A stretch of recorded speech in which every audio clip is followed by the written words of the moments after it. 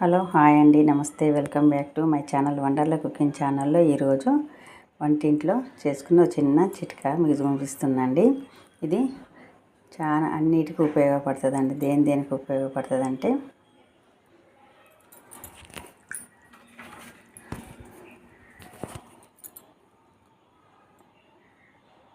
ఇది జీలకర్ర అండి, ఇది సోంపు, ఇది ఓమ, ఇది నల్ల జీలకర్ర అండి. నల్ల జీలకర్ర తక్కువ వేసుకోవాలి, ఒక 3 స్పూన్లు వేసుకోవాలండి. వీటిని విడివిడిగా వేయించుకోవాలండి. దీనికి ఇది గ్యాస్ ట్రబుల్, పొట్ట ఉబ్బరం, మలబద్ధకం, జీర్ణశక్తి పెంచటం, ప్రీ మోషన్ మరియు షుగర్ కంట్రోల్ అవుతుంది. మన ఇంట్లోనే ఇది తయారు చేసి పెట్టుకున్నాం అనుకోండి. 50 గ్రాముల జీలకర్ర, 50 గ్రాముల ఓమ, 50 గ్రాముల సోంపు, ఒక 3 స్పూన్ల నల్ల జీలకర్ర అండి. వీటిని విడివిడిగా వేయించుకొని ఒక డబ్బాలో పోసి పెట్టుకోవాలండి. ఎలా వేయించుకోవాలో చూపిస్తా. స్టవ్ మీద గిన్నె పెట్టి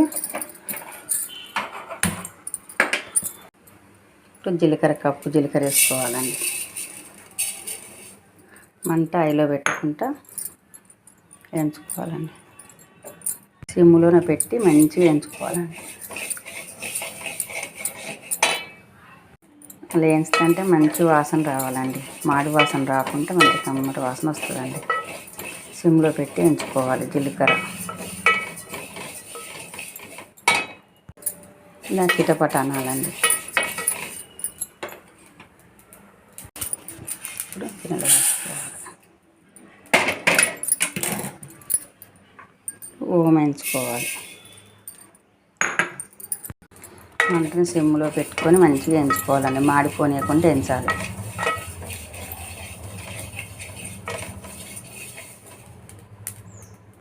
ఇది కూడా వేగిపోయిందండి. ఇంకా పోసుకోవాలి జీలకర్రలను. ఇప్పుడు సోంపు ఇలా చిటపట అనాలని అన్నప్పుడు తీసి సోంపును కూడా ఇందులో వేయాలి. ఇప్పుడు నల్ల జీలకర్ర అండి. ఈ జీలకర్ర చేదు ఉంటుందండి, కొంచెం తక్కువ వేసుకోవాలి.